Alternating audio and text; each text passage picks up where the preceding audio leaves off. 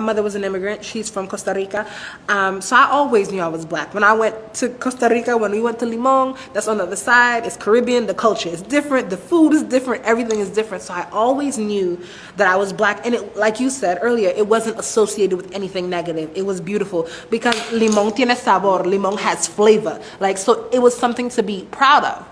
But sometime around middle school, we moved from Flatbush. And Flatbush is Caribbean, and it's a place where my mother felt very comfortable, and it was a place where I knew how to function. We moved to Bushwick. This is Bushwick in late 90s, early 2000s. Bushwick was still very much Puerto Rican. It was not getting gentrified. It wasn't cool. It was Bushwick. If you don't know that I speak Spanish, then you are likely to say a lot of things as you blow out my hair.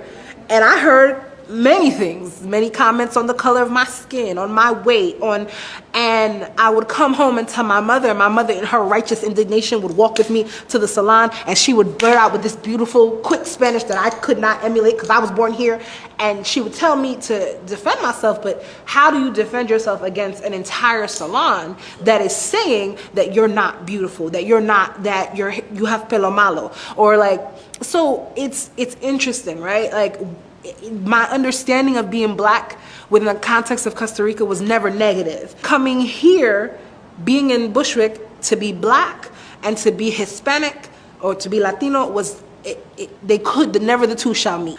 That was when I realized, oh wow, I am black. And I'm strange black because I'm a black person who speaks Spanish. I'm even stranger because my accent isn't Caribbean, it's Central American.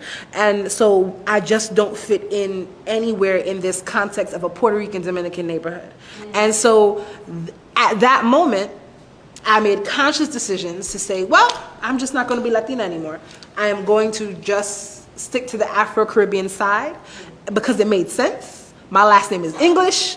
Like, this just makes sense. And so that became the conscious decision for me to identify solely as West Indian, even though my roots are in Central America. Like, so it just became, a whole section of my identity was cut off for the next decade.